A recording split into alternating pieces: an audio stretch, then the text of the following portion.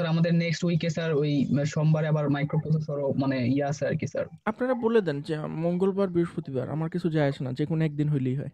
Sir বৃহস্পতিবার হইলে আমার মনে হয় ভালো হয়, বাকিরা ঠিক কি আছে, ঠিক আছে, বৃহস্পতিবার জি কোনো স্যার, সমস্যা নেই। বৃহস্পতিবারই দেন। আচ্ছা, আজকে আমরা যে জিনিসটা পড়বো সেই জিনিসটা অ্যাকচুয়ালি আমরা যে রেফারেন্স বুকটা দিছি সেই রেফারেন্স বুকের মধ্যে এই চ্যাপ্টারটাই আমার কাছে মনে হয়েছে যে একদম পরিপূর্ণ একটা চ্যাপ্টার এবং খুবই সুন্দর করে লেখা। খন্দপুরের যে বইটা আমি আপনাদেরকে দিছি সেই খন্দপুরের বইয়ের আপনারা যদি 17 নম্বর চ্যাপ্টারে যান, তাহলে এই 17 নম্বর চ্যাপ্টারে দেখবেন যে এই যে audiometers and hearing aids এই টপিকটার উপরে পুরো একটা চ্যাপ্টার আছে এবং খুবই সুন্দর করে লেখা এই চ্যাপ্টারটা। আমরাও যখন মাস্টার্সে পড়তাম তখন আমরা এই বইটার থেকে এখান থেকেই পড়তাম। সো যদিও এইটার কনসেপ্টগুলো একটু পুরানো, কিন্তু আপনি জাস্ট মানে বেসিক জিনিসটা যদি বুঝেন আপনি আপডেটেড জিনিসটাও বুঝতে পারবেন। যেমন মানে তখনকার সময় আপনার পার্সোনাল কম্পিউটার, ল্যাপটপ বা মোবাইল এতটা উন্নত ছিল না যে সময়টাতে এই বইটা লেখা হয়েছে। এই জন্য এখানে সব রেকর্ডিং সিস্টেম হলে কি আপনার অ্যানালগ রেকর্ডিং সিস্টেম, মানে যে কাটা থাকবে, কাটা দিয়ে আপনি এরকম মানে কন্টিনিউয়াসলি একটা কাগজের মধ্যে সিগন্যালটা আঁকতে থাকবেন আর কি। তো এখন তো আর এরকম কাটা সিস্টেম নেই, কিন্তু আমরা সব ডিজিটাল ডিসপ্লেতেই দেখতে পারি। তো ওই জিনিসগুলো একটু মানে আগের টেকনোলজি পড়তে হবে, কিন্তু এইটা বাদে বাকি সব কিছুই রিলেভেন্ট, মানে এখনকার সঙ্গেও রিলেভেন্ট। সো অডিওমেট্রি বা অডিওমিটার পড়ার আগে আমাদেরকে যে জিনিসটা জানতে হবে সেটা হলো কি আমাদের কানের গঠন কি বা আমরা কিভাবে শুনি, সেটা যদি আমরা বুঝতে পারি তাহলে আমরা সমস্যাগুলো সহজে ডায়াগনোসিস করতে পারবো। তো আপনাদের কারো কি ধারণা আছে যে আমরা কানে কিভাবে শুনি? স্যার শোনা থাকলে স্যার খুব মানে থাকতে স্যার এটা ভালো মতো পারতাম, কিন্তু এখন অনেক মানে জিনিসগুলো ভুলে গেছি আসলে কি হবে। না, না, ভুলে যাওয়ার পর কি করা দরকার? আপনার পারসেপশনটা কি? মানে আপনার কিভাবে মনে হয় যে আপনি কানে শুনেন? স্বাভাবিকভাবে এটা যেকোনো একটা সেন্সরের মতনই কাজ করবে। তো কানের ইকুইভ্যালেন্ট যে সেন্সরটা আছে আমাদের, কানের ইকুইভ্যালেন্ট সেন্সর কোনটা? Sir diaphragm. হ্যাঁ ডায়াফ্রাম স্যার, ডায়াফ্রাম, এক্স্যাক্টলি। ডায়াফ্রামের মানে মতো। ডায়াফ্রাম বা ডায়াফ্রাম ইউজ করে কোনো মাইক্রোফোন, এরকম একটা জিনিসকে আমরা জেনারেলি কানের সঙ্গে তুলনা করতে পারি। সো যেহেতু Yes. শব্দ, আমরা বলি যে শব্দ এক ধরনের শক্তি, শব্দ এক ধরনের শক্তি, সাউন্ড এনার্জি। এই শব্দের যে শক্তিটা এটা কিভাবে ট্রাভেল করে, একটা মিডিয়ামের মধ্যে শব্দের শক্তিটা Wave. কিভাবে ট্রাভেল করে? Web wave particle. আকারে। ওয়েভ আকারে। প্রেশার চেঞ্জ হয় আপনার ওই মিডিয়ামটার মধ্যে, বিভিন্ন জায়গাতে আপনার প্রেশার চেঞ্জ হয়। মানে আমরা যদি বাতাসের কথা চিন্তা করি, বাতাসের ক্ষেত্রে আমরা দেখতে পাই যে বাতাসের প্রেশার চেঞ্জ হয়। এই প্রেশারটা চেঞ্জ হওয়ার কারণে যে কোনো একটা ডায়াফ্রামে এটা একটা কম্পন ইনডিউস করে, একটা ভাইব্রেশন ইনডিউস করে। ওই ভাইব্রেশনটার Yes, sir. কারণে অপর সাইডের বাতাসটাও সংকুচিত বা প্রসারিত। কম্পন। তখন এই সংকোচন প্রসারণটাই অ্যাকচুয়ালি আমরা মাইক্রোফোনের মাধ্যমে গ্যাদার করি। তো মাইক্রোফোন বিভিন্ন ধরনের আছে, এটা নিয়ে আমি আগেও আপনাদেরকে বলছি যে মাইক্রোফোন আপনার কন্ডেন্সার টাইপের হতে পারে, মানে ক্যাপাসিটর দিয়ে, বা সবচেয়ে সহজ যেটা সেটা হলো ডাইনামিক মাইক্রোফোন হতে পারে, যেটা একটা সলিনয়েড ভিতরে নড়াচড়া করবে ম্যাগনেটিক ফিল্ডের মধ্যে। সো আপনার যে কোনো ধরনের মাইক্রোফোনই হোক সেটা কিন্তু অ্যাকচুয়ালি বাতাসের কম্পনটাই ডিটেক্ট করে, বাতাসের কম্পনটাকে পরবর্তীতে ইলেকট্রিক্যাল সিগনালে পরিণত করেন। সবচেয়ে অবাক করা ব্যাপারটা যেটা, সেটা হলো গিয়ে এই যে টেকনোলজিটা, মাইক্রোফোনের যে টেকনোলজিটা, এটা কিন্তু ইন্সপায়ার্ড ফ্রম আমাদের ফিজিওলজি। আমাদের শরীরের কানের যেই মেকানিজম, এটার সঙ্গে আপনি যদি মাইক্রোফোনের তুলনা করেন, মানে প্রতিটি স্টেজে দুইটা একই রকম, বরঞ্চ আমরা বলতে পারি যে কানের মেকানিজমটা শরীরের থেকে, মানে শরীরের যে মেকানিজমটা সেটা মাইক্রোফোনের থেকে অনেক বেশি উন্নত। কেন উন্নত?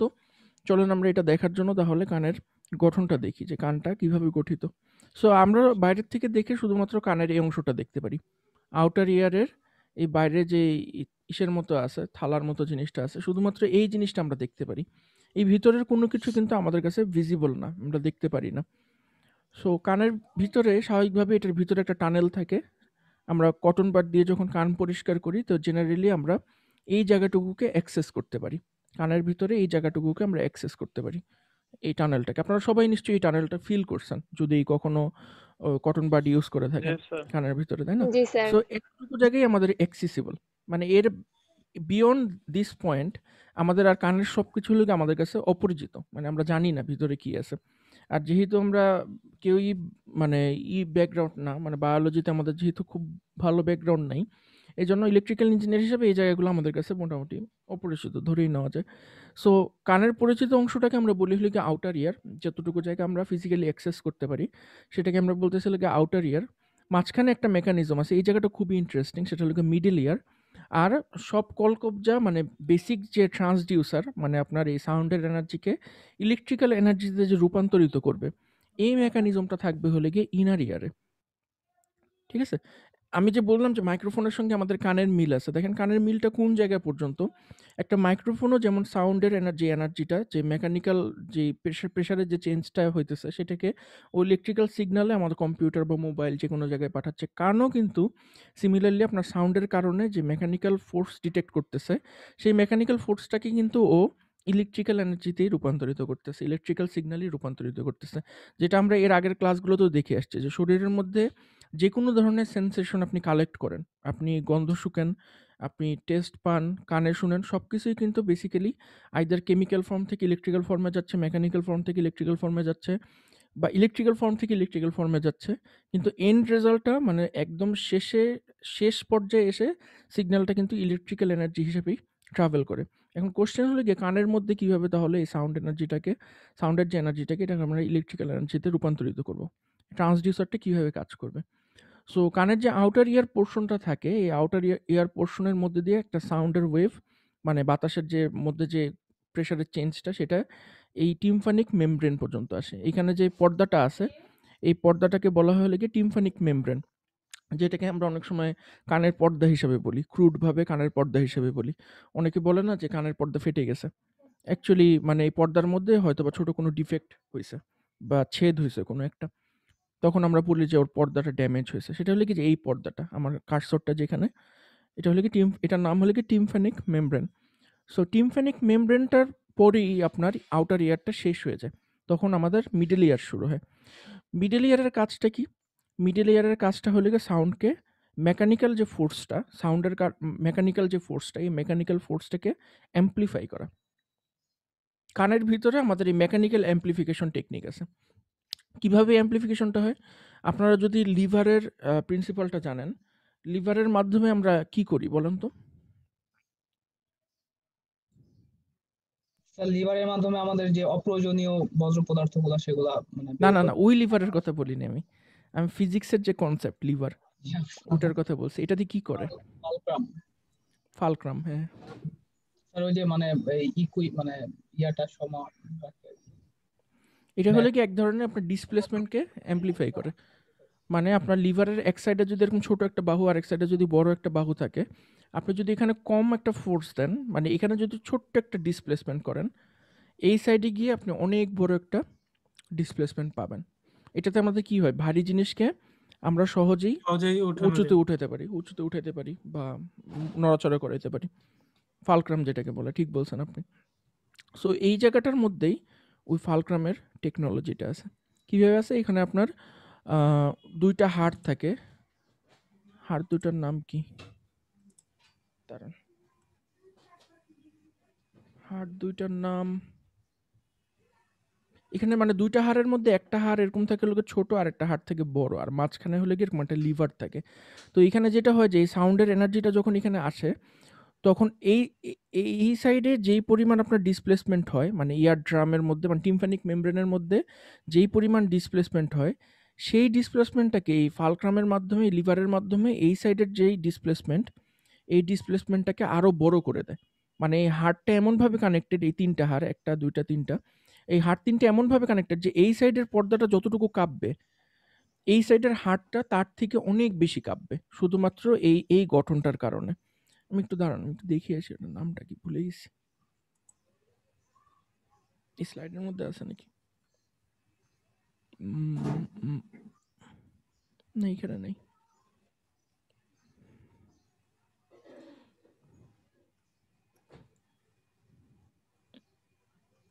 এখানেও নেই,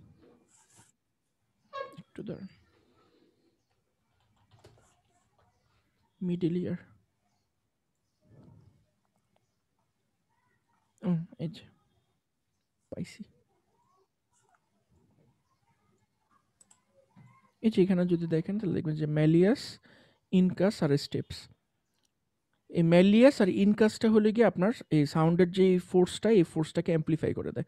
এই যে এখানে যে পিভট আছে, এই পিভটের কারণে এই সাইডে আপনি কোনো কিছুকে ইয়ার ড্রামটাকে যতটুকু নড়াবেন বা টিম্ফেনিক মেমব্রেনকে যতটুকু নড়াবেন, এই সাইডে স্টেপসে এসে আপনার মুভমেন্টটা তার থেকে অনেক গুণ বেশি অ্যাম্প্লিফাই হয়ে যাবে। এটার ফলে কি হয়, যদিও আমরা কানের এখান দিয়ে যে বাতাসের প্রেশারটা শুনি, মনে করেন দূর থেকে কেউ কথা বলতেছে, এখানে কিন্তু প্রেশারের চেঞ্জটা খুবই ছোট হইতেছে।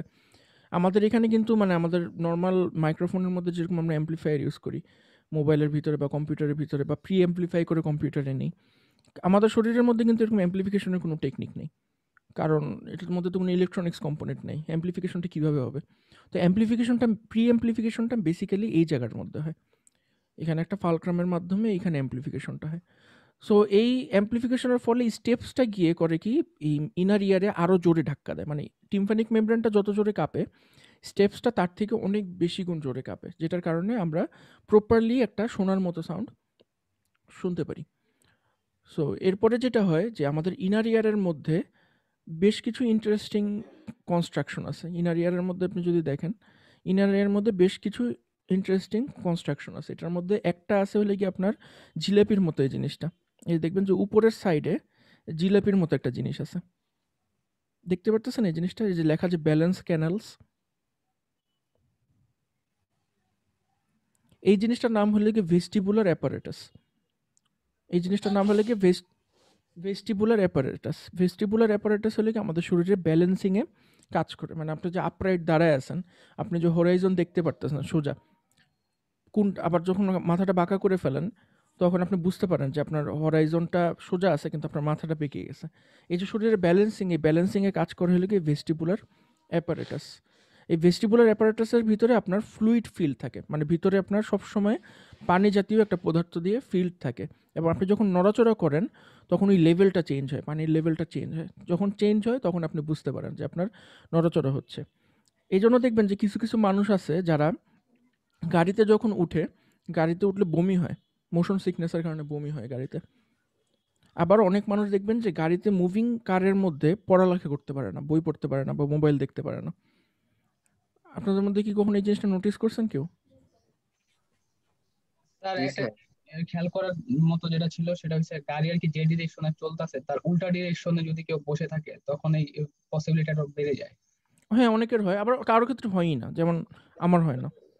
আমার কখনো মানে কোনো ওরিয়েন্টেশনই আমার সমস্যা হয় না, কিন্তু অনেকের আছে যে উল্টা দিকে যখন যায় তখন এক ধরনের মোশন সিকনেস হয়। আবার যখন সমুদ্রের মধ্যে যখন লঞ্চে উঠে বা স্টিমারে উঠে তখন এক ধরনের সি সিকনেস হয়, কারণ ওই যে অ্যাব্রাপ্টলি কাঁপে, উপর নিচ কাঁপে। গাড়ির ক্ষেত্রে জিনিসটা মানে এক্স অ্যাক্সিসে যাচ্ছে, আর স্টিমারের ক্ষেত্রে ওটা কাঁপতেছে জেড অ্যাক্সিসের স্রোতের সঙ্গে আর কি। তো এখানে একটা জিনিস খেয়াল করবেন যে আপনার এখানে যে জিলাপির প্যাচটা আছে, জিলাপির প্যাচটা কিন্তু প্রত্যেকটা এক্সিসকে কভার করতেছে, দেখছেন? উপরের দিকে জেড অ্যাক্সিসে আছে, এক্স অ্যাক্সিসে আছে, ওয়াই অ্যাক্সিসে আছে। এই ইন্টারেস্টিং জিনিসটা কি কেউ নোটিস করছেন? স্যার কোন অ্যাক্সিস আরেকবার বলবেন? এই যে উপরের দিকে জেড অ্যাক্সিসে গেছে, পাশের দিকে যদি ধরেন এক্স অ্যাক্সিসে গেছে, এই সাইডটাকে ওয়াই অ্যাক্সিসে গেছে, মানে তিনটে অ্যাক্সিসেই কিন্তু জিলাপির প্যাচটা আছে। আচ্ছা স্যার 3D ডাইমেনশনাল। 3 ডাইমেনশনাল, মানে এটা হলে কি আপনার এটাকে আমরা কিসের সঙ্গে তুলনা করতে পারি? এই জিনিসটা আমার কাছে খুবই ফ্যাসিনেটিং লাগে। মানে ছোটবেলার থেকেই আমার কাছে এই ভেস্টিবুলার অ্যাপারেটাসটা খুবই ফ্যাসিনেটিং লাগে। এই জিনিসটার সঙ্গে আমাদের তুলনা আছে হলো কি আপনার জাইরোস্কোপের। আপনার জাইরোস্কোপের নাম শুনছেন? না স্যার শুনি নাই। জাইরোস্কোপ হলে কি আপনার মোবাইলের মধ্যে থাকে, যে মোবাইলটাকে আপনারা যখন করেন, রোটেট করেন, তখন মোবাইলটা বুঝে কিন্তু যে আপনি রোটেট করতে পারছেন, ঠিক আছে? তো এই জাইরোস্কোপ কিন্তু আপনার এক্স ওয়াই জেড অ্যাক্সিস 3 অ্যাক্সিসের ইনফরমেশন রাখে, মানে কখন আপনার এক্সিস চেঞ্জ হইতেছে, ঠিক আছে? যে মোবাইলটা আপনারা চিন্তা করছেন, মোবাইলটা যে আপনারা উল্টাইতেছেন, মোবাইল কিভাবে টের পাইতেছে যে আপনি কোন অ্যাক্সিসে যাচ্ছেন? কারণ এটার ভিতরে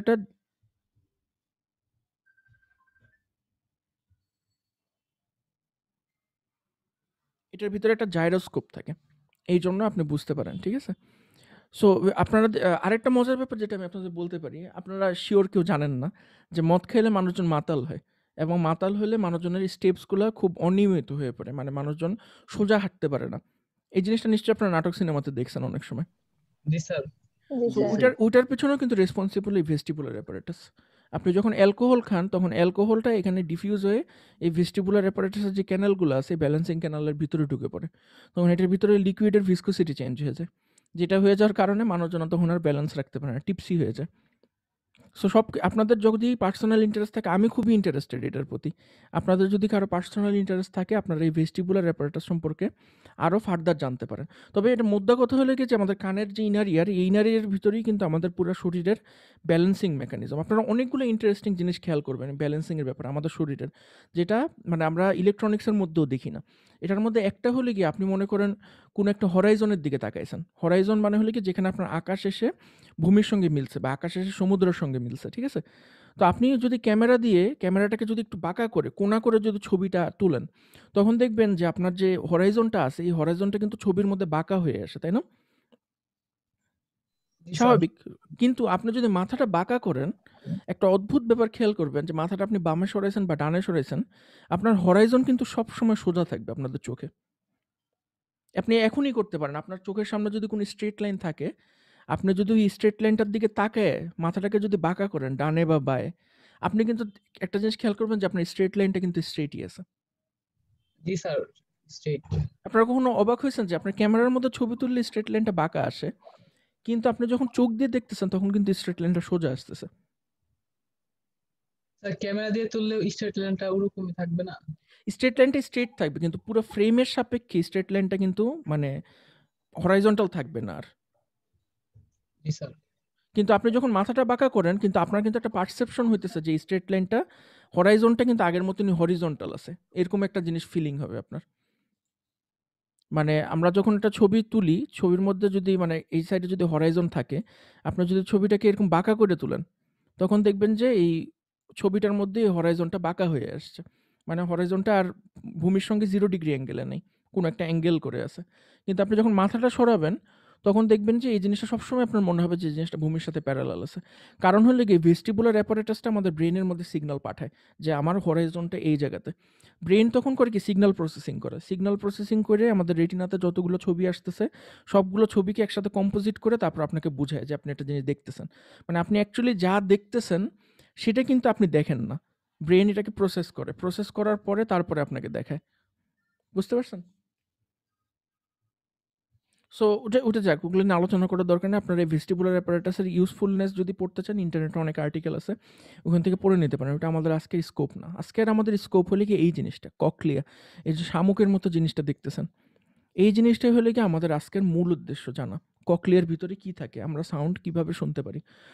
তো ফার্স্টে এখান থেকে আমরা দেখলাম যে এখানে স্টেপস, যেটা মানে একদম এই ম্যালিয়াস আর ইনকাসের শেষে যে স্টেপসটা থাকে, স্টেপসটা আমাদের ইনার ইয়ারের যে ধাক্কা দেয়, এবং ইনার ইয়ারের মাধ্যমে আমরা শব্দটা আসলে শুনতে পাই।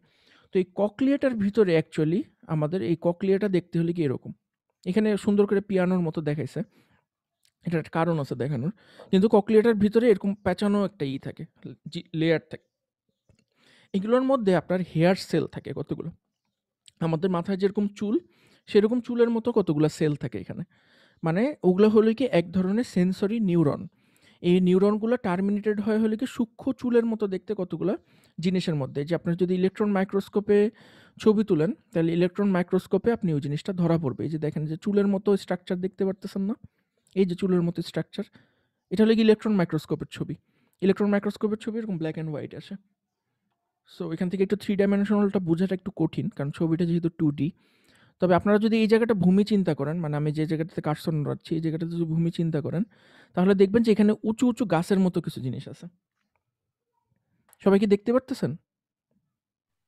জি স্যার, দেখতেছি। এই ছবিটা জি হলো স্যার। কি মানে ছবিটা একটু কাইট করে তোলা হয়েছে। মানে ইলেকট্রন মাইক্রোস্কোপ ইউজ করার সময় সবসময় একটা নির্দিষ্ট অ্যাঙ্গেলে ছবি তুলতে হয়, মনে করেন 45 ডিগ্রি বা 70 ডিগ্রি এই অ্যাঙ্গেলে ছবি তুলতে হয়। মানে এই জিনিসটার একটু কাইট করে তোলা হয়েছে, মানে একদম প্যারালালি তোলা হয়নি, একটু কাট করে তোলা হয়েছে। সো ওইখানে আপনারা দেখতে পারতেছেন এই যে এখানে স্ট্রাকচার আছে, খুব অর্গানাইজড কিছু চুলের মতো স্ট্রাকচার আছে। এগুলোই হলে গিয়ে আমার এই সেন্সরি নিউরন, কানের মধ্যে যেই সেন্সেশনটা তৈরি হয় এই চুলগুলোর কারণে। মানে অ্যাকচুয়ালি কি হয়, সাউন্ড ওয়েভটা যখন ট্রাভেল করে, তখন এই যে প্রেশারের চেঞ্জটা, যে ভাইব্রেশনটা, এই ভাইব্রেশনটার কারণে এই চুলগুলো কাঁপে, এই চুলগুলো নড়াচড়া করে। নড়াচড়া করলে এটা নিচে আপনার যেই সেন্সরি নিউরনটা আছে, ওই নিউরনটার মধ্যে একটা অ্যাকশন পটেনশিয়াল জেনারেট হয়, এবং ওই অ্যাকশন পটেনশিয়ালটা ট্রাভেল করে আমার ব্রেন পর্যন্ত যায়। তখন আমি সাউন্ডের সেন্সেশন শুনতে পাই। সো স্বাভাবিকভাবে আমরা যেই সাউন্ড শুনি, সেই সাউন্ডের মধ্যে আমার লো ফ্রিকোয়েন্সি কম্পোনেন্ট আছে, হাই ফ্রিকোয়েন্সি কম্পোনেন্ট আছে, এবং আমরা বলে থাকি যে আমাদের হিয়ারিং লিমিট রাফলি 20 থেকে 20 কিলোহার্টজ পর্যন্ত।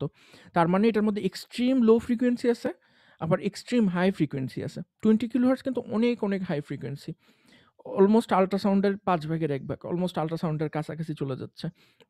সো কাছাকাছি চলে যাচ্ছে না, আল্ট্রাসাউন্ড আমরা ধরি যে জেনারেলি 500 কিলোহার্টজ বা 1 মেগাহার্টজের দিকে, মানে অনেক হাই ফ্রিকোয়েন্সি, আল্ট্রা না, অনেক হাই ফ্রিকোয়েন্সি। সো এইখানে যে আপনার এই জিলাপির মতো প্যাচ, এখানে আবার যে আরেকটা প্যাচ ককলিয়ার মধ্যে, এই প্যাচটার মধ্যে আসলে সেলগুলো যে থাকে, ওই সেলগুলোর পজিশন অনুযায়ী ওদের বিভিন্ন ফ্রিকোয়েন্সির সেন্সিটিভিটিটা ডিটারমাইন্ড হয়। তো স্বাভাবিকভাবেই আমরা ফিজিক্স থেকে জানি কোন ধরনের তরঙ্গ দৈর্ঘ্যের সিগন্যাল আমাদের বেশি দূরত্বে যেতে পারে, হাই ফ্রিকোয়েন্সি নাকি লো ফ্রিকোয়েন্সি?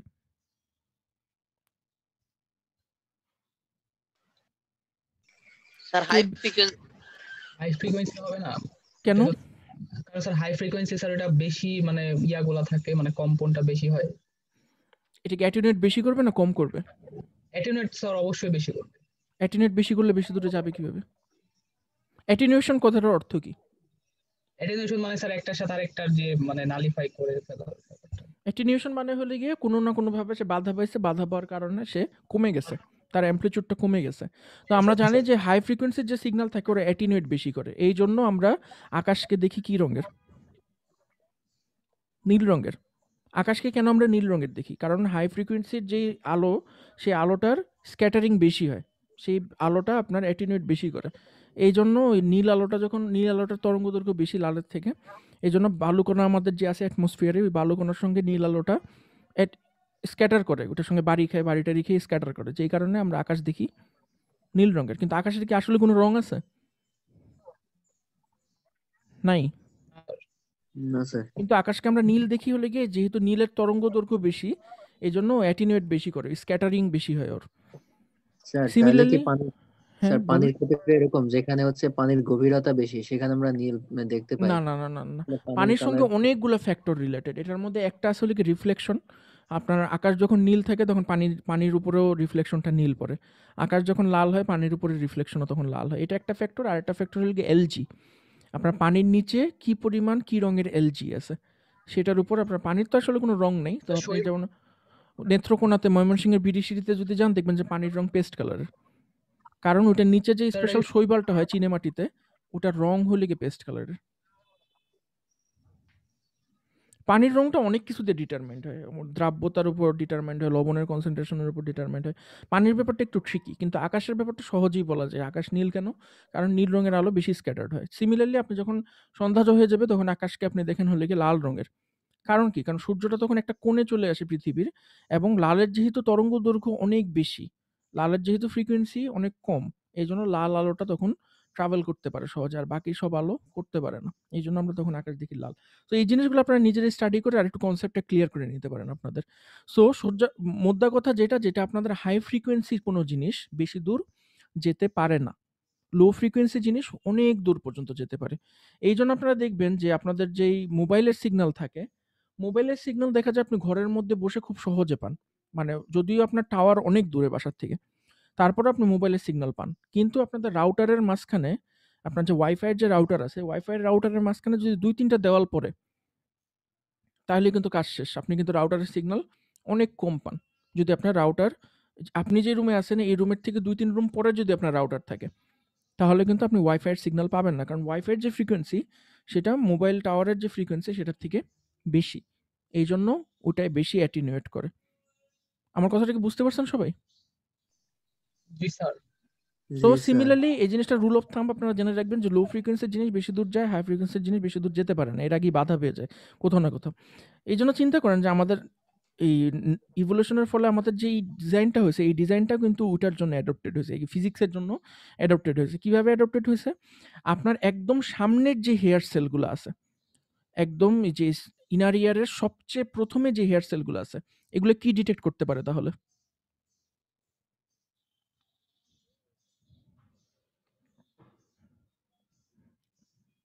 আইডিয়ালি এগুলো কি ডিটেক্ট করতে পারা উচিত? High frequency. Frequency. High frequency এটা হলে গিয়ে হাই ফ্রিকোয়েন্সি কম্পোনেন্টের জন্য অপটিমাইজড।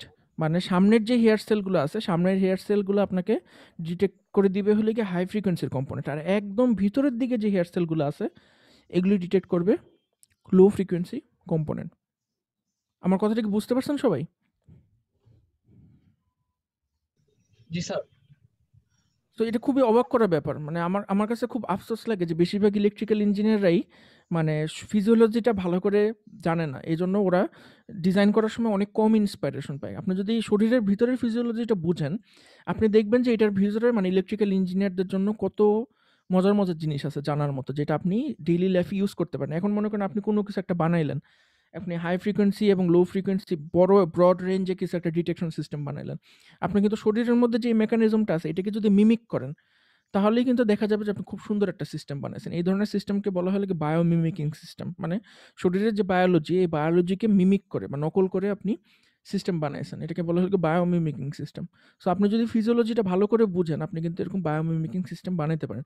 সো খনপুরের বইতে এই জিনিসটা খুব সুন্দর করে দেওয়া আছে। আপনি যদি পুরা ককলিয়ারের মধ্যে এইগুলার দেখতে পারেন যে কত হার্টজের ফ্রিকোয়েন্সি ডিটেক্ট করতে পারে, এটার প্যাটার্নটা যদি আপনি দেখেন, তাহলে দেখেন এখানে কিন্তু যে 20 কিলো হার্টজের যে কম্পোনেন্টগুলো, এগুলি থাকবে হলে কি একদম শুরুতে। দেখছেন 19,158।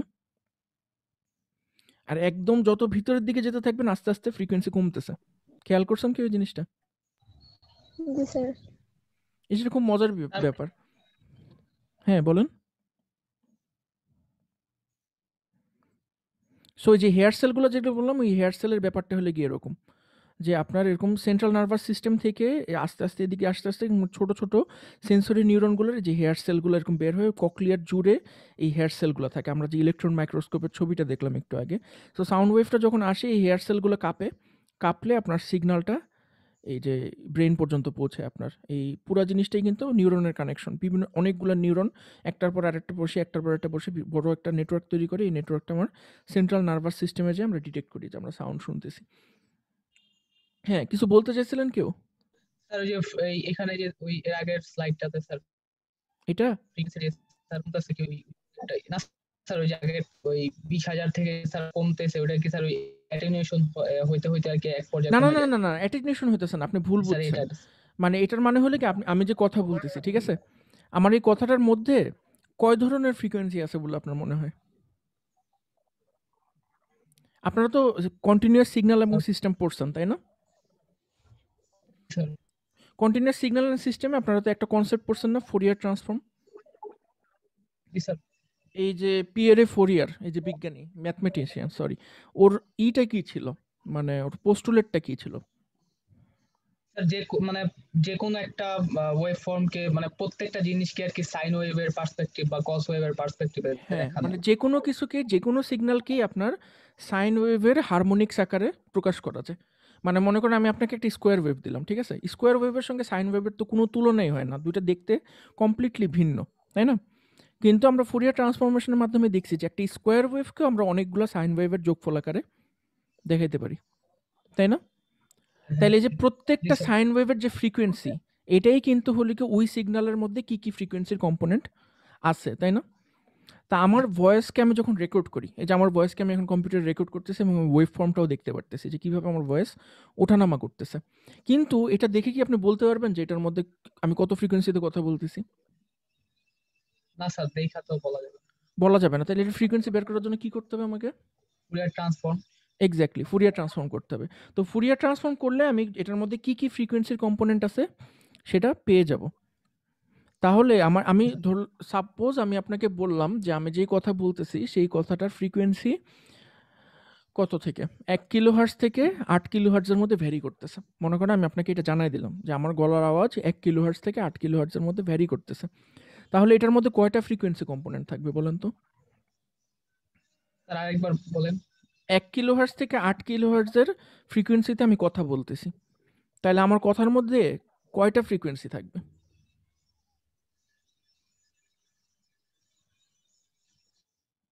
হোয়াইট ফ্রিকোয়েন্সি থাকবে।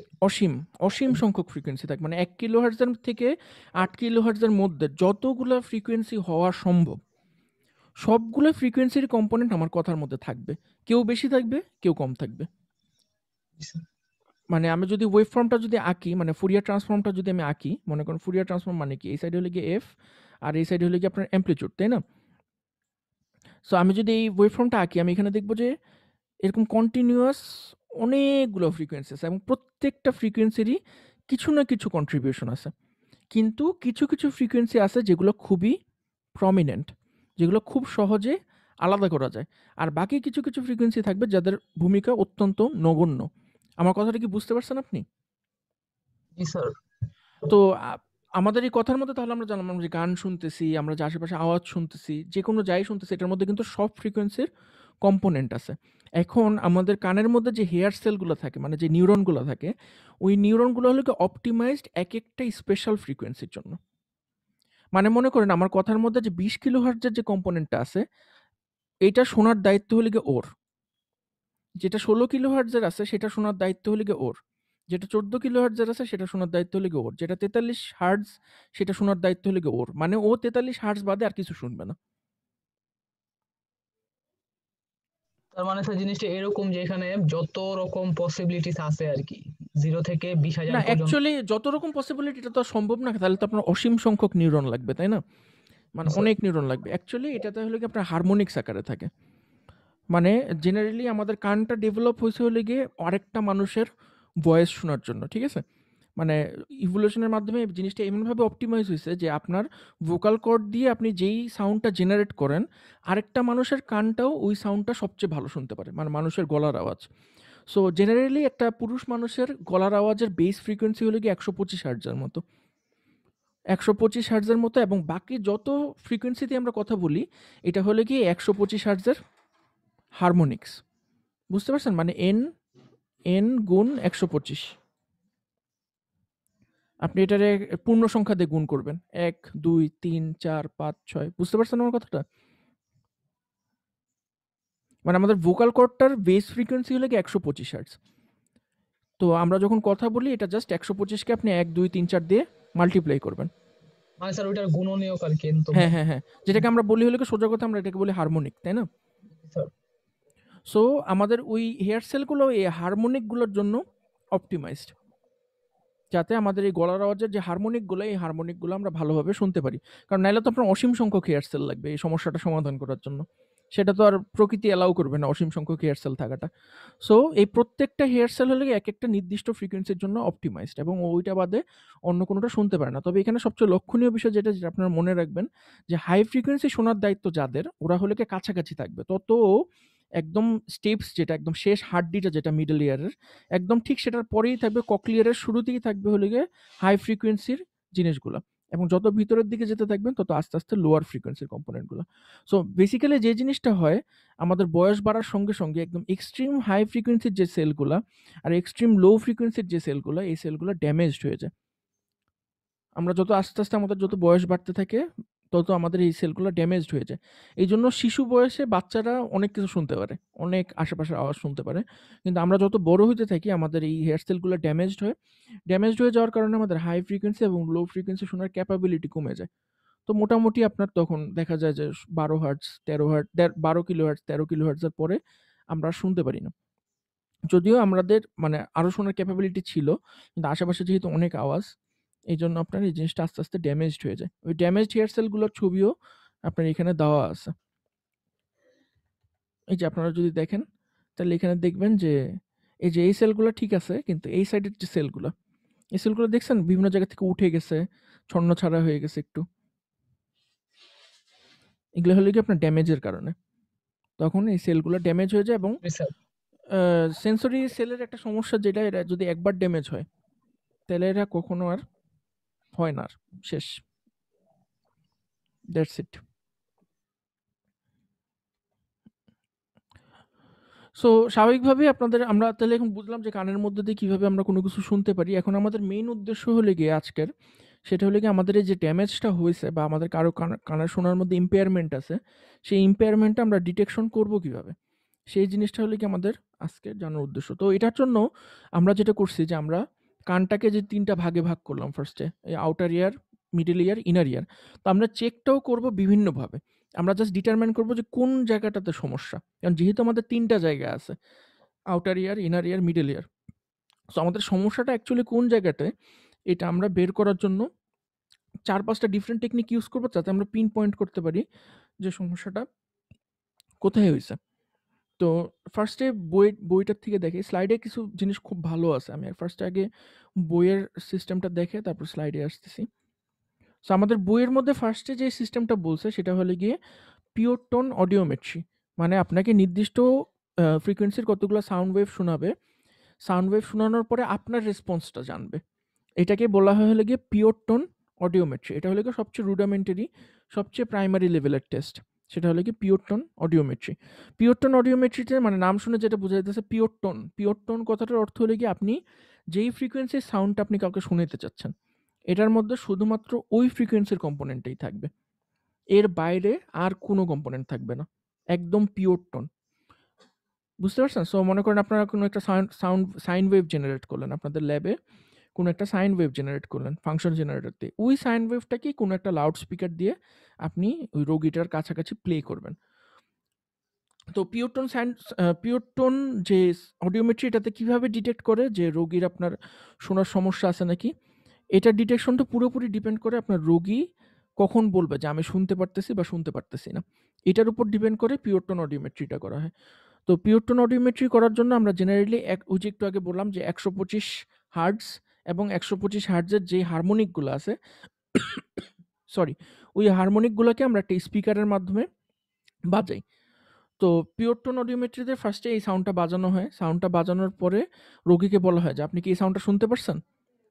তখন রোগী কিছু কিছু ক্ষেত্রে বলে যে আমি শুনতে পারছি, তারপর আস্তে আস্তে এই জিনিসটার অ্যাম্পলিটিউড কমানো হয়। অ্যাম্পলিটিউড কমানোর পরে জিজ্ঞেস করা হয় আপনি কি শুনতে পারছেন?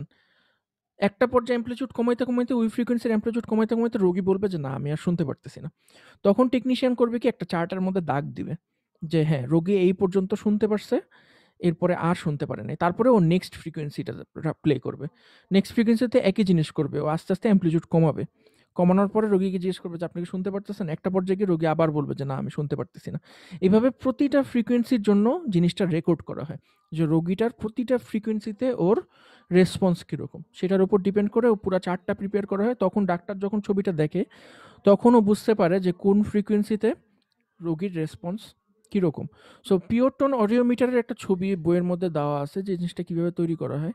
এটা খুব আগেকার আমলের জিনিস, কিন্তু মানে এই এখন মডার্ন টেকনোলজিতে জিনিসটাকে এইভাবে করা হয়, জাস্ট ডিজিটাইজডভাবে করা হয়। এখানে যদি দেখেন দেখবেন যে এখানে একটা সাইন ওয়েভ জেনারেটর থাকে বা আমাদের যে ফাংশন জেনারেটর এখন আমরা ইউজ করি, এটা একটা মডুলেটরের মাধ্যমে আপনার রোগীকে শোনানো হয়। মডুলেটর মানে কি? মডুলেটর মানে হলে কি এটাকে আপনি কমাইতে পারবেন বা বাড়াইতে পারবেন। সেই মডুলেটরের মাধ্যমে রোগীকে শোনানো হয়। দেখেন রোগীকে একটা হেডফোনের মাধ্যমে শোনানো হয় এবং এটার সাথে আপনার একটা হ্যান্ড সুইচ থাকে। মানে পরীক্ষাটা একটা রোগীকে আইসোলেটেড একটা রুমের মধ্যে করা হয় এবং রুমটা আপনার সাউন্ড ট্রিটমেন্ট করা থাকতে হবে। আপনারা যদি কেউ স্টুডিও দেখে থাকেন, গান রেকর্ড করার স্টুডিও, বা কেউ যদি গান রেকর্ড করে থাকেন তাহলে দেখবেন যে স্টুডিওর মধ্যে আপনার প্যাড দেওয়া থাকে, চারপাশে ফোমের প্যাড দেওয়া থাকে, যাতে আপনার ওখানে সাউন্ডটা ইকো না হয় এবং আপনার ওই চেম্বারের ভিতরের সাউন্ড বাদে বাইরের কোনো সাউন্ড যাতে শোনা না যায়। ওরকম একটা চেম্বারের মধ্যে রোগীকে বসানো হয়, বসায় রোগীর কানের মধ্যে ইয়ারফোন দিয়ে দেওয়া হয় এবং আর এখানে একটা হ্যান্ড সুইচ থাকে। সো রোগীটা যখন সাউন্ডটা শুনতে না পারে তখন ও করে কি হ্যান্ড সুইচের মধ্যে চাপ দেয়, তখন যে এখানে যে অপারেটর আছে অপারেটর বুঝতে পারে যে ও এই এই অ্যাম্পলিটিউডের নিচের অ্যাম্পলিটিউডটা শুনতে পারতেছে না, তখন ও নেক্সটটাতে সাইন ওয়েভ অসিলেটরে ও নেক্সট যে ফ্রিকোয়েন্সিতে দেয়, তারপরে ওইটা থেকে রোগীদের শোনায়। আর এখানে এই জিনিসটা রেকর্ড নেওয়া হয়, পুরো অডিওগ্রামের রেকর্ড নেওয়া হয়। কারো কি কোনো কোশ্চেন আছে এখানে?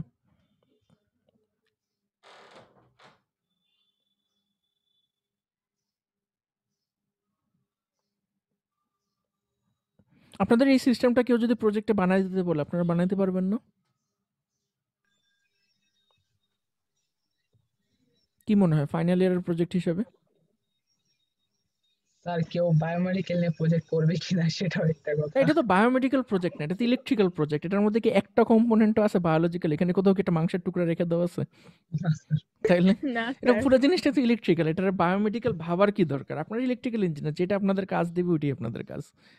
এই জিনিসটা কিন্তু মানে সুন্দর একটা অটোমেটিক সিস্টেম আপনারা বানাইতে পারেন। কিভাবে দেখেন, এই যে এখানে একটা সাউন্ড 125 হার্টজের একটা সাইন ওয়েভ জেনারেট করলো, একটা মডুলেটর করবে কি আস্তে আস্তে এটার অ্যাম্পলিটিউড কমাবে।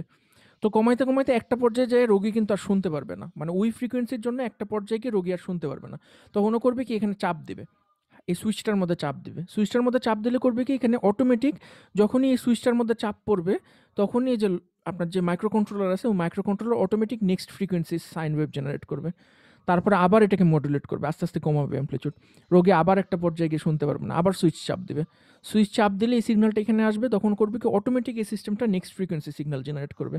এটা কিন্তু খুব সুন্দর একটা প্রজেক্ট হবে আপনারা কেউ যদি করতে পারেন, মানে এটা কম খরচে যদি তৈরি করতে পারেন, তা বাংলাদেশের মতো গরিব দেশে এই জিনিসটা কিন্তু অনেক কাজে আসবে। তো এটার যে চার্টটা হয়, এন্ড যে রেজাল্টটা হয়, ওই চার্টটা দেখতে হয় এরকম। এটা আপনারা স্লাইডের মধ্যে দেখতে পারবেন। এই চার্টটা দেখতে হয় হলো কি এরকম। এই যে এটাকে বলা হলো কি অডিওগ্রাম। চার্টটা দেখতেছেন, দেখেন এখানে দেখেন 250 হার্টজ, 500 হার্টজ, 1000 হার্টজ, 2000 হার্টজ, এরকম করে এখানে ভাগ করা হয়েছে ফ্রিকোয়েন্সিগুলো। তো এই 500 হার্টজের সিগন্যালটা যখন আপনার করা হয়েছে, মানে দেখেন 0 হলে গিয়ে রাইট ইয়ারের জন্য, আর এক্স হলে গিয়ে লেফট ইয়ারের জন্য। যেহেতু দুই কানে আমরা দুই রকম শুনতেই পারি, সো ওরা করে কি একটা কানের মধ্যে আপনার ইয়ার প্লাগ ঢুকায় দেয়, আরেকটা কানের মধ্যে সাউন্ড শুনতে দেয়। এখানে যেটা করছে আর কি। সো আপনার শুরু করছে হলে গিয়ে মনে করেন এখান থেকে শুরু করছে হলে গিয়ে 20 ডেসিবল থেকে, 20 ডেসিবল থেকে আস্তে আস্তে কমাইছে। কমানোর পরে ঠিক এই জায়গাতে গিয়ে যে 40 ডেসিবেলে গিয়ে রোগী আর শুনতে পারেনি, আর শব্দ শুনতে পারতেছে না। ও তখন করছে কি সুইচের মধ্যে চাপ দিছে। সুইচের মধ্যে চাপ দিলে তখন অপারেটর এই চার্টের মধ্যে ফিল করছে যে 500 হার্টজে 40 ডেসিবল পর্যন্ত শুনতে পায়। 40 ডেসিবলের নিচে যদি যায় সাউন্ড, রোগী আর কোনো শব্দ শুনতে পারে না। তারপরে 1000 হার্টজে গেছে।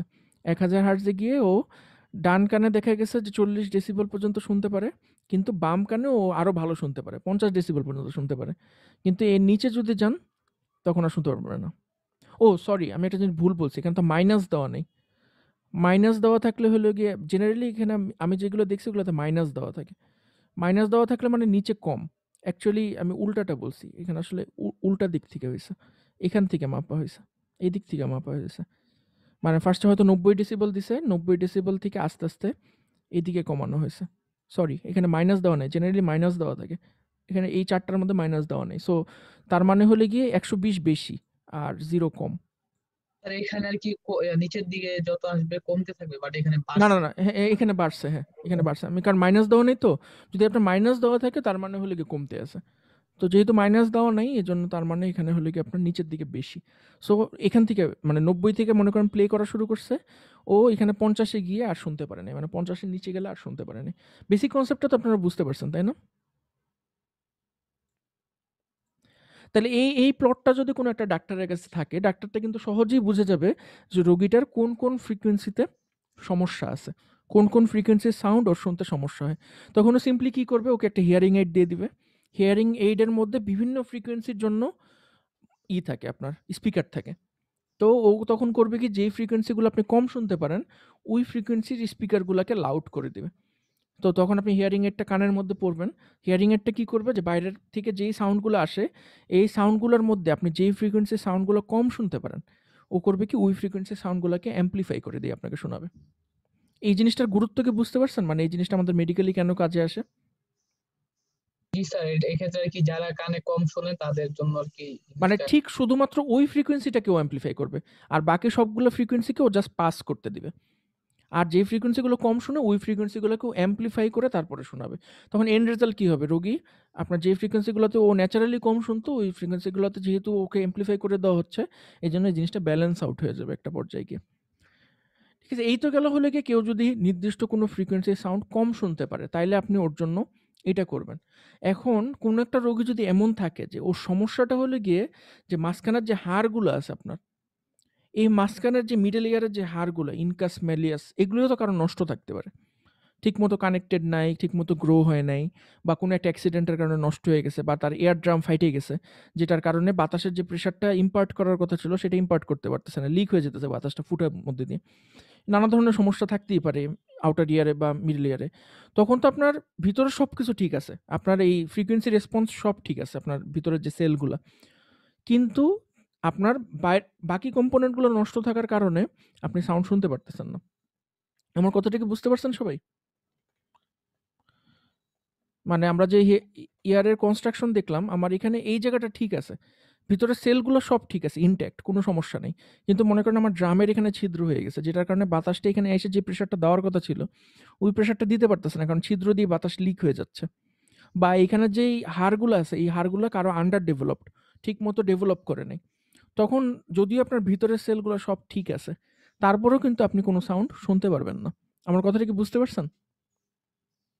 এখন সমস্যাটা যে আপনার এইখানে মানে আপনার ফ্রিকোয়েন্সি রেসপন্স আপনি কম পাইতেছেন। মানে ওই চার্টটা ফিল আপ করে আপনি দেখলেন যে আপনি সব ফ্রিকোয়েন্সিতেই সাউন্ড কম শুনতেছেন।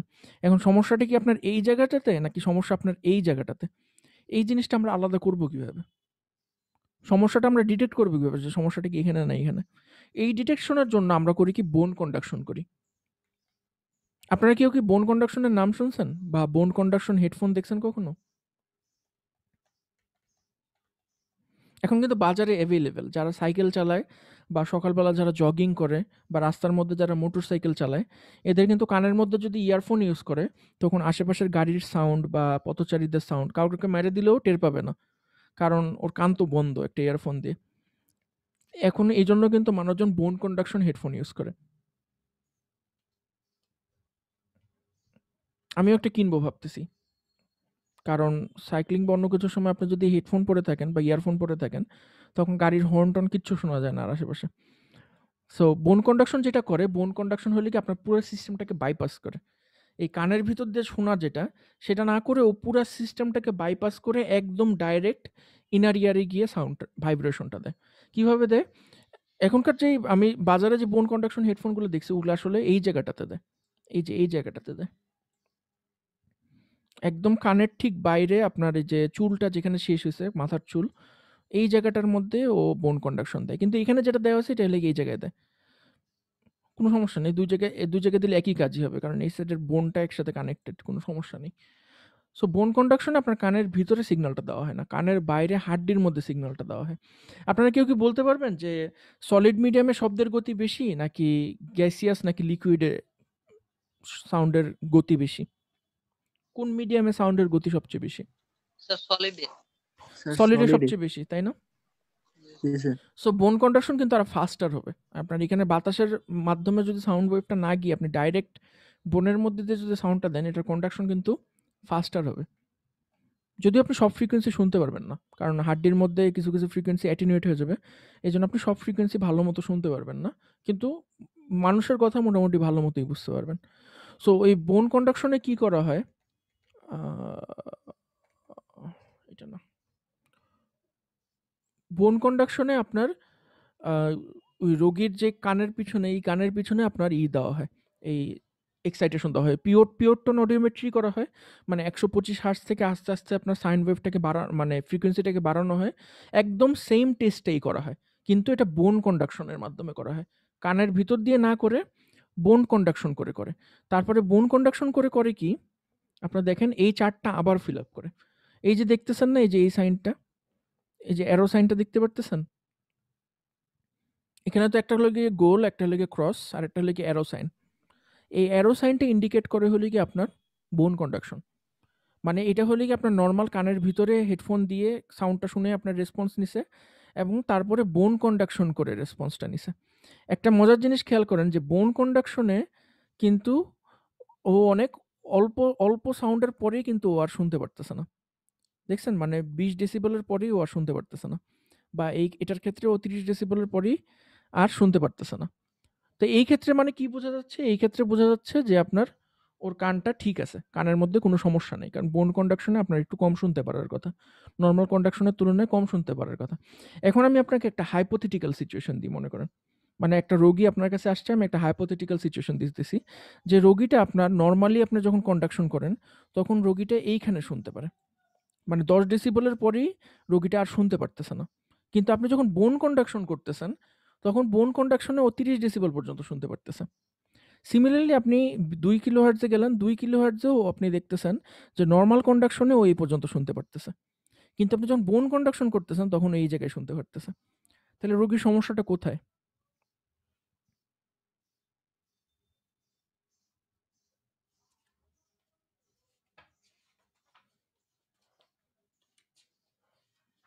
কেউ কি বলতে পারবেন রোগীর সমস্যাটা কোথায়?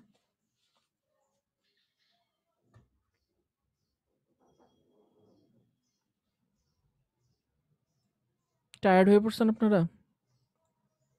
না স্যার। চিন্তা করতেছেন? এর মধ্যে তো চিন্তা করার কি আছে? দেখেন বোন কন্ডাকশনটা কিভাবে কাজ করে, এটা হয়তো আপনাদের বুঝতে একটু সমস্যা হইতেছে। এই যে আপনার কানের যা কিছু আছে, এই যে দেখেন কানটা আছে আপনার, এখানে এগুলো কি আছে? এগুলো হলো ফ্যাট। স্কিনের নিচে আপনার যে ফ্যাট এবং স্কিনের যে লেয়ারটা, এটা হলো গিয়ে এইটা। এই যে হলুদ রঙের। এই যে আপনি পোরাস একটা জিনিস দেখতেছেন না, ছিদ্র, ছিদ্র, এটাই কিন্তু হাড্ডি আমাদের। আমাদের যে করোটি, স্কাল, ওই স্কালের হাড়ের গঠনটাই কিন্তু এরকম, তাই না? হাড্ডিকে যদি আমরা ভাঙি, যেকোনো হাড্ডি, গরুর হাড্ডি, মুরগির হাড্ডি আপনি যদি ভাঙেন, দেখবেন যে এটার ভিতরে এরকম পোরাস স্ট্রাকচার আছে। এটা কিন্তু হাড্ডি, বেসিক্যালি এটা হাড্ডি। এই যে এখানে যে আরো ভালোভাবে দেখতে পারবেন, এই যে আপনার ককলিয়ার, এটা চারপাশে কিন্তু হাড়। এখন আপনি সাউন্ডটাকে ২ ভাবে এই ককলিয়ার মানে মেইন উদ্দেশ্য তো আমাদের সাউন্ডটাকে ককলিয়ার পর্যন্ত আনা। ককলিয়ার পর্যন্তই যদি আমরা সাউন্ডটাকে আনতে পারি, আমরা সাউন্ডের এই চুলগুলা কাঁপবে, চুলগুলা কাঁপলে আমরা সাউন্ডটা ব্রেনে রেজিস্টার হবে, তাই না? এখন সাউন্ডটাকে তো আমরা চাইলে এদিক দিয়েও আনতে পারি ককলিয়ারে, এদিকেও একটা রাস্তা আছে। আমি কিন্তু ডাইরেক্ট যদি বোনটাকে ভাইব্রেট করি, এই বোনটাও কিন্তু আমার ককলিয়ারকে কাঁপাবে। এখানে যদি আমি একটা ভাইব্রেশন দিই সলিড একটা মিডিয়ামে, এই ভাইব্রেশনটা অবশ্যই সলিড মিডিয়ামের মধ্যে দিয়ে ককলিয়ার পর্যন্ত আসবে না আমার? তখনও তো ককলিয়ারটা ভাইব্রেট করবে নাকি?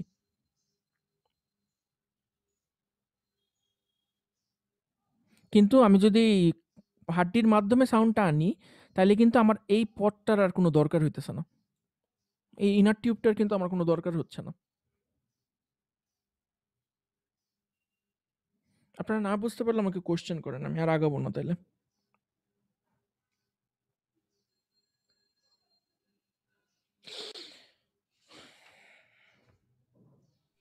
স্যার এটা আরেকবার যদি রিপিট করতেন। কিভাবে রিপিট করলে বুঝতে পারবেন, দাঁড়ান আমি চিন্তা করি। আপনারা কি টিউনিং ফর্ক দেখছেন কখনো?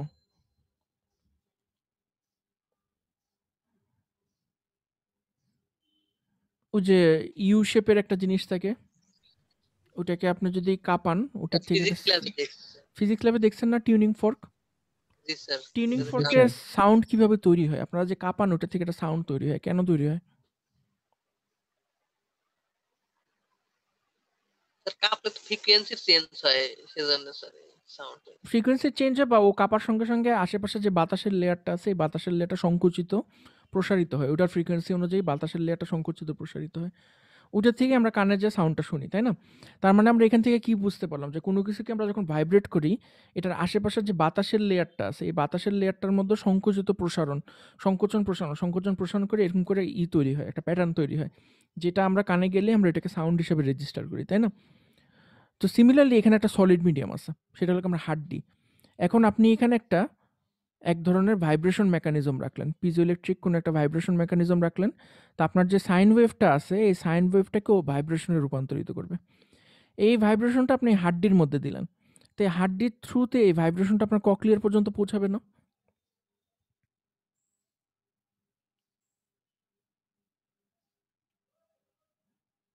আপনার কি এই জিনিসটা বুঝতে সমস্যা হতেছে, যে আপনি যে হাড্ডির উপরে একটা ভাইব্রেশন দেন, এটা হাড্ডির ভিতর পর্যন্ত ভাইব্রেট করবে। সো ওই ভাইব্রেশনটা যদি কোনোভাবে ককলিয়ার পর্যন্ত আসে, ককলিয়ারের ভিতরে হেয়ার সেলগুলোও ভাইব্রেট করবে, তখন ওইটা আপনাকে একটা সাউন্ডের সেন্সেশন দিবে। সিমিলারলি আমরা এইভাবে না করে সাউন্ডটাকে কিন্তু আমরা যে নর্মাল যে গান শুনি ইয়ারফোনের মাধ্যমে, সেভাবেও কিন্তু দিতে পারি। মানে কানের মধ্যে আমরা ইয়ারফোন বসাই, ইয়ারফোনের যে মধ্যে যে প্রেশারটা চেঞ্জ হয়, ইয়ারফোন থেকে যে প্রেশারটা চেঞ্জ হয়, ওই প্রেশারটা আমাদের এই কানের পর্দাকে কাঁপায়। কানের পর্দা, তারপরে যে যে আপনার যে ইনকাস আর মেলিয়াস আছে, এই হাড্ডিগুলোকে কাঁপায়, তারপরে এখান দিয়ে আপনার ককলিয়ারের মধ্যে যে কম্পনটা পৌঁছায়। এটা এভাবেও কিন্তু আপনি পৌঁছাইতে পারেন। এটা আপনার বোন কন্ডাকশন না, এটা হলো কি আপনার নর্মাল এয়ার কন্ডাকশন আর কি। আর আপনি চাইলে এই জিনিসটাকে বোনের মাধ্যমেও পৌঁছাইতে পারেন। তো এখন মনে করেন কোনো একটা রোগীর এই সাইডে সমস্যা আছে, এই সাইডটা ভালো না, এটা আপনি বুঝবেন কিভাবে যে রোগীর এই সাইডটা ভালো না? তখন আপনি এই সাইড দিয়েও সাউন্ড দিবেন, বোন দিয়েও সাউন্ড দিবেন। যদি দেখেন যে ও বোনের মাধ্যমে ভালো শুনতে পারে, এয়ারের থেকে ও বোনের মাধ্যমে ভালো শুনতে পারে, তখনই তো আপনি বুঝে যাবেন যে এই জায়গাটার মধ্যে সমস্যা আছে। আমার কথাটা কি বুঝতে পারছেন? জি স্যার। এটা হলো জাস্ট আমরা এটাকে বলা হলো যে প্রসেস অফ ইলিমিনেশন, ঠিক আছে? যে কোনো সায়েন্টিফিক প্রসেসই আপনার প্রসেস অফ ইলিমিনেশনের মধ্যে দিয়ে যায়। মানে আপনি অনেক কিছুকে সাসপেক্ট করবেন, আপনি বিভিন্ন টেস্ট করে করে একটা সাসপেক্টকে ক্রস আউট করবেন, বাদ দিবেন। এটাকে বলা হলো প্রসেস অফ ইলিমিনেশন। এখন এখানে আপনার কানের মধ্যে আপনি অডিওগ্রাম নিলেন, অডিওগ্রাম নিয়ে দেখলেন যে ও এই ফ্রিকোয়েন্সিতে খুবই কম শুনে কানের মধ্যে দিয়ে। এখন সমস্যাটা কি আপনার ককলিয়ারে, নাকি সমস্যাটা আপনার কানের পর্দাতে? এই জিনিসটা আপনি বুঝবেন কিভাবে? তখন আপনি বোনের মাধ্যমে কন্ডাকশন করাবেন। কারণ এখানে বোন যেহেতু একটা সলিড স্টেট, এই জায়গাতে কোনো সমস্যা হওয়া সম্ভব না। বোনের মধ্যে তো আপনার এই পর্দার মধ্যে ছিদ্র হইতে পারে, হাড্ডি ভেঙে যেতে পারে, কিন্তু এখানে যে পুরো এই করোটির যে হাড্ডি, স্কালের যে হাড্ডি, এটার মধ্যে তো সহজে কোনো সমস্যা হওয়া সম্ভব না। তো আপনি এই জায়গাটা দিয়ে সাউন্ড ওয়েভ পাস করলেন, কারণ এই জায়গায় কোনো সমস্যা হওয়া সম্ভব না। তো আমরা ধরেই নিই এই জায়গাটা ভালো। যদি এই জায়গাটা বোনটা যদি ভালো থাকে, এখন আপনি বোন কন্ডাকশন করলেন। বোন কন্ডাকশন করে আপনি দেখলেন যে না, আমি তো বোন কন্ডাকশন করলে ঠিকই শুনতে পারতেছি, কিন্তু এয়ার কন্ডাকশনে শুনতে পারতেছি না। তার মানে সমস্যাটা কোথায়?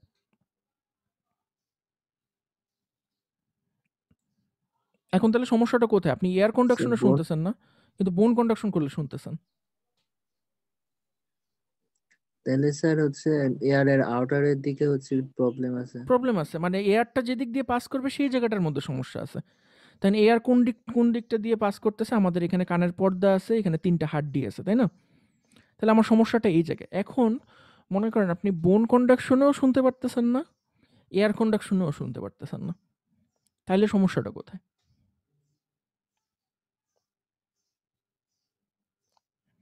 তাহলে সমস্যাটা ককলিয়ারে। আপনার ভিতরে যে সেলগুলো আছে এই সেলগুলো কোনোভাবে ড্যামেজ হয়ে গেছে।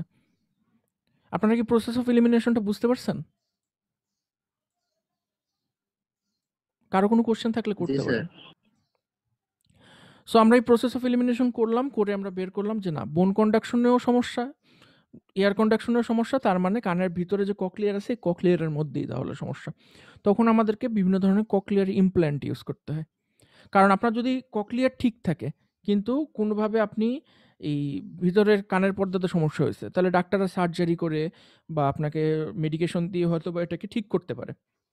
কিন্তু সমস্যা যদি আপনার ককলিয়ারের মধ্যে হয়, ভিতরে আপনার নার্ভ সেল যদি ড্যামেজ হয়ে যেয়ে থাকে, এটার কোনো চিকিৎসা নাই। কারণ আমরা জানি যে নার্ভ সেল যদি একবার ড্যামেজ হয়ে যায়, এটাকে আর কখনো ঠিক করা সম্ভব না।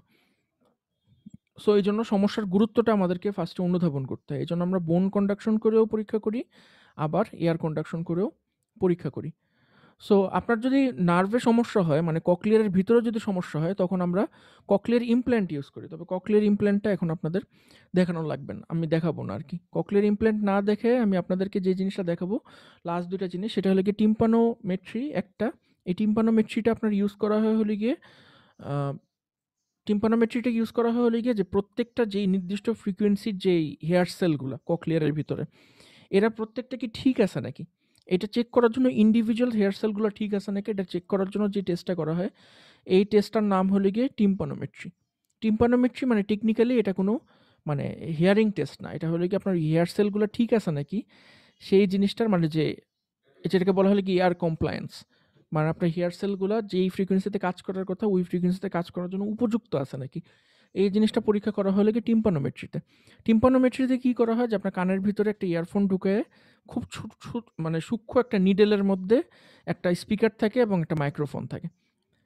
খুব মানে নিডেলের মতো একটা জিনিসের মধ্যে মাইক্রোফোনও থাকে, স্পিকারও থাকে। ওটা কানের ভিতরে ঢুকে আপনার ওখানে সাউন্ড দেওয়া হয়। সাউন্ড দেওয়া হলে হয় কি যে আপনার যেই হেয়ার সেলগুলো আছে, কানের ভিতরে যে হেয়ার সেলগুলো আছে, এই হেয়ার সেলগুলোতে যখন আপনার কোনো একটা নির্দিষ্ট সাউন্ড ওরা ফিল করে, তখন ওরা নিজেদের আবার একটা সাউন্ড জেনারেট করে। এই জিনিসটা খুব অদ্ভুত একটা ব্যাপার যে ওরা যখন কোনো একটা সাউন্ড শুনে, তখন ওরা আবার নিজেদের মতো করে আবার একটা সাউন্ড তৈরি করে। এই সাউন্ডটা আপনি আপনার মাইক্রোফোনে রেকর্ড করেন। এই সাউন্ডটা মাইক্রোফোনে রেকর্ড করার পরে তারপরে এটাকে অ্যানালাইজ করা হয়। অ্যানালাইজ করার পরে দেখা হয় যে ওরা যেই ফ্রিকোয়েন্সির সাউন্ড তৈরি করার কথা, ইন্ডিভিজুয়াল হেয়ার সেলগুলোর যেই ফ্রিকোয়েন্সির সাউন্ড ওয়েভ তৈরি করার কথা, ওরা কি ওই ফ্রিকোয়েন্সির সাউন্ড ওয়েভ তৈরি করতেছে নাকি, এই জিনিসটা টেস্ট করা হয়। এটাকে বলা হলে কি টিম্পানোমেট্রি। টিম্পানোমেট্রি সম্পর্কে আপনাদের বেশি কিছু জানার দরকার নেই, জাস্ট এতটুকু জানলেই হবে যে আমাদের হেয়ার সেলগুলো যেগুলো থাকে কানের ভিতরে, এদেরকে যখন আপনি এক্সাইটেড করবেন, এদেরকে বাইরের থেকে কোনো একটা সাউন্ড দিয়ে যখন এক্সাইটেড করবেন, এরা আবার নিজেদের মতো আবার একটা সাউন্ড তৈরি করে, মানে নিজেদের ফ্রিকোয়েন্সিতে আবার একটা সাউন্ড তৈরি করে। এই অতি ক্ষুদ্র সাউন্ডটা অত্যন্ত সেন্সিটিভ একটা মাইক্রোফোনের মাধ্যমে রেকর্ড করা হয়। রেকর্ড করে ওই রেকর্ডিংটাকে অ্যানালাইজ করা হয়। অ্যানালাইজ করে বোঝা যায় যে আপনার এই জিনিসটার কোনো সমস্যা আছে নাকি। তো এটাই হলে কি আপনার এটার পরে লাস্ট যে টপিকটা আছে সেটা হলো কি ইভোক রেসপন্স। ইভোক রেসপন্স পরেই আমাদের অডিওমেট্রির পার্টটুকু শেষ। ইভোক রেসপন্সটা আবার বইয়ের মধ্যে খুব ভালো আছে, তো ইভোক রেসপন্সটা আপনাদের বই থেকে পড়বেন। ইভোক রেসপন্সটা কাদের জন্য করা হয়? ইভোক রেসপন্সটা করা হয় কারণ আমরা যে একটু আগে পিওর টোন অডিওমেট্রি দেখলাম, আমি পিওর টোন অডিওমেট্রির সময় আপনাদেরকে একটা কথা বলছি যে এই পুরো জিনিসটার মানে ফিডিলিটি, পুরো পরীক্ষাটার মানে বিশ্বাসযোগ্যতা নির্ভর করে হলে কি আপনার রোগীর উপরে। রোগী কখন যে সুইচটার মধ্যে হাত দেয় এটার উপর ডিপেন্ড করে যে আপনার পরীক্ষাটা কি ভালো হইতেছে নাকি খারাপ হইতেছে। কারণ অনেক রোগী থাকবে, কিছু কিছু রোগী থাকে যে মানে বুঝে টুঝে কম, ওরা একটা সময় যে শোনা বন্ধ হয়ে গেছে ওরা বুঝতেও পারতেছে না যে ওরা শুনতেছে না, মানে ওরা শুনতেছে না কিন্তু ওরা যে রেসপন্স করবে মানে সুইচটাতে যে টিপ দিবে মানে ওদের ওই কোঅর্ডিনেশনটা ভালো না, মানে ওরা কখন শোনা বন্ধ করতেছে কখন সুইচে হাত দিতেছে এটার মধ্যে ঠিক নেই। তো তখন আমাদের যে রিডিংটা আসে এই রিডিংটা আসে ভুল, যখন আমরা পিওর টোন অডিওমেট্রি রোগীর উপর নির্ভর করে করি। এই জন্য এটাকে ইমপ্রুভ করার জন্য ইভোক রেসপন্স অডিওমেট্রি ইউজ করা হয়। স্পেশালি আপনারা যখন বাচ্চাদের পরীক্ষা করবেন বা মনে করেন যাদের উপর বিশ্বাস নেই, মানে কম বিশ্বাসযোগ্য রোগী যারা, ওদেরকে যখন পরীক্ষা করবেন তখন ইভোক রেসপন্সটা আপনার বেশি কার্যকরী। ইভোক রেসপন্সটা দিয়ে কী করা হয়, এটাতে আপনার রোগীর উপর ডিপেন্ড করতে হয় না, রোগী কখন সুইচে যে হাত দিবে এটার উপর আপনার ডিপেন্ড করতে হয় না, বরঞ্চ এটার বদলে আমরা কি করি, আমরা রোগীকে একটা সাউন্ড শোনাই, নির্দিষ্ট ফ্রিকোয়েন্সির সাউন্ড শুনে এবং ওর ইইজি রেকর্ড করি। সো আমরা কেউ যদি সাউন্ড শুনে অবশ্যই তার ব্রেনের সিগন্যাল চেঞ্জ হবে, কারণ ও যেহেতু সাউন্ডটার জন্য ওয়েট করে আছে, খুব অ্যাটেন্টিভলি সাউন্ড শুনতেছে, ওর বেটা ওয়েভ বা আলফা ওয়েভ চেঞ্জ হবে। সো বেটা ওয়েভ আলফা ওয়েভ যখন চেঞ্জ হবে তখন আমরা এই জিনিসটাকে রেকর্ড করবো, ইজি অ্যাম্প্লিফায়ারের মাধ্যমে রেকর্ড করে তখন ও বুঝতে পারবো যে রোগীটা এই সাউন্ডটা শুনতে পারছে, অমুক অ্যাম্প্লিটিউডে যে সাউন্ডটা শুনতে পারছে। আস্তে আস্তে করে আমি অ্যাম্প্লিটিউড কমাবো, একটা পর্যায়ে গিয়ে দেখবো যে ইজির মধ্যে আর কোনো চেঞ্জ হতেছে না, তখন আমরা বুঝতে পারবো যে না, এই পর্যায়ে গিয়ে রোগীটা আর সাউন্ড শুনতে পারতেছে না। সো এখানে আপনার এই ইজিটা নেওয়ার ক্ষেত্রে আপনার 3টে ইলেকট্রোড লাগে এখানে। টোটাল 3টে ইলেকট্রোডের মধ্যে একটা বসানো হলো গিয়ে মাথার ক্রাউনে, মানে যেটাকে আমরা বলি হলো গিয়ে মাথার তালু, যেখান থেকে হলো গিয়ে আপনার টাক হওয়া শুরু করে যেখান থেকে মাথার, ওই জায়গার মধ্যে একটা ইলেকট্রোড বসানো হয়। আরেকটা ইলেকট্রোড বসানো হয় হলো কি, একটু আগে আমি আপনাদেরকে বোন কন্ডাকশনের সময় যেই জায়গাটাতে দেখাইলাম, বোন কন্ডাকশন যেই জায়গার মধ্যে বসাইছে কানের ঠিক পিছনে, ওই জায়গাটাতে আরেকটা ইলেকট্রোড বসানো হয়। আর ফাইনাল যে ইলেকট্রোডটা থাকে এই ইলেকট্রোডটা আপনি যে কোনো একটা জায়গায় বসাতে পারেন, কারণ এটা গ্রাউন্ড ইলেকট্রোড, ওটা জেনারেলি কানের লতির মধ্যে বসানো হয়। এই টোটাল 3টে ইলেকট্রোড দিয়ে ইজি রেকর্ড করা হয়। সো এই জিনিসটা আমার কাছে মনে হয় যে এই জিনিসটা সব জায়গাতে এই জিনিসটা ইউজ করা উচিত, কারণ রোগীর উপর কখনোই আমাদের ডিপেন্ড করা উচিত না। রোগী সবসময় যেখানেই একটা হিউম্যান ভেরিয়েবল থাকবে সেখানেই পরীক্ষার ভুল হওয়ার চান্স বেশি থাকবে। সো এই পুরো পরীক্ষাটার সেটআপ এখানে দেওয়া আছে, রোগীকে একটা আইসোলেটেড রুমে রাখা আছে, এখানে আইদার স্পিকার অথবা আপনি হেডফোনের মাধ্যমে রোগীকে সিগন্যালটা কমিউনিকেট করাবেন এবং এই ইইজিটা আপনি রেকর্ড করবেন, একটা 3টে ইলেকট্রোডের মাধ্যমে ওর ইইজিটা রেকর্ড করবেন এবং সিগন্যালটা আপনি রেকর্ড করবেন, ইইজি সিগন্যালটাকে রেকর্ড করবেন অন্য একটা পিসি বা অন্য কিছুতে। সো এটা হলো কি ইভোক রেসপন্স। তো এতটুকুই আজকে আমার পড়ানোর কথা ছিল আর কি, যে কিভাবে আমরা বিভিন্ন ধরনের কানের পরীক্ষা করি। এরপরে আরেকটা টপিক আছে যেটা আপনাদের সেলফ স্টাডি, এটা আপনারা নিজেরা পড়বেন, সেটা হলো কি হিয়ারিং এইড। হিয়ারিং এইড খুবই সহজ, এটা আপনাদের মানে বোঝানোর কিছু না, এটা জাস্ট মাইক আর স্পিকার, মাইক শব্দ শুনে স্পিকার শব্দ দেয়, এতটুকুই হলো কি হিয়ারিং এইড। তো হিয়ারিং এইডের মধ্যে বিভিন্ন ধরনের ফিল্টারিং ইনভলভ থাকে, আপনারা এই 17.9.1 কনভেনশনাল হিয়ারিং এইড আর 17.9.2 ডিজিটাল হিয়ারিং এইড, এই দুটো জিনিস পড়লেই আপনি হিয়ারিং এইড সম্পর্কে অনেক কিছু জেনে যাবেন। সো এই জিনিসটা আপনারা নিজেদের টাইমে পড়বেন। আপনাদের এই টোটাল জিনিস নিয়ে কি আজকে কোনো কোশ্চেন আছে? অনেক কিছু পড়া হয়ে গেছে নাকি? জি স্যার, অনেক পড়ে ফেলছি আজকে। অনেক পড়ে ফেলছেন। এই এই এই চ্যাপ্টারটা ভালো করে পড়েন। আপনাদের যদি কারো মানে এই লাইনে কাজ করার ইচ্ছা থাকে, আপনারা এই চ্যাপ্টারটা খুব সুন্দর করে লেখা, 17 নম্বর চ্যাপ্টার, এটা আপনারা এই বইটা থেকে পড়েন।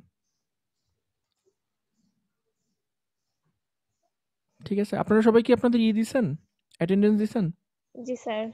ঠিক আছে, তাহলে আজকের ক্লাসটা এখানেই শেষ করি। স্যার, আমার একটা কোশ্চেন ছিল। হ্যাঁ করেন। স্যার, দেখা যায় যে অনেক হচ্ছে নর্মাল বাসে হচ্ছে বমি করে না, কিন্তু স্যার এসি বাসে বমি করে, এটার কারণটা কি স্যার?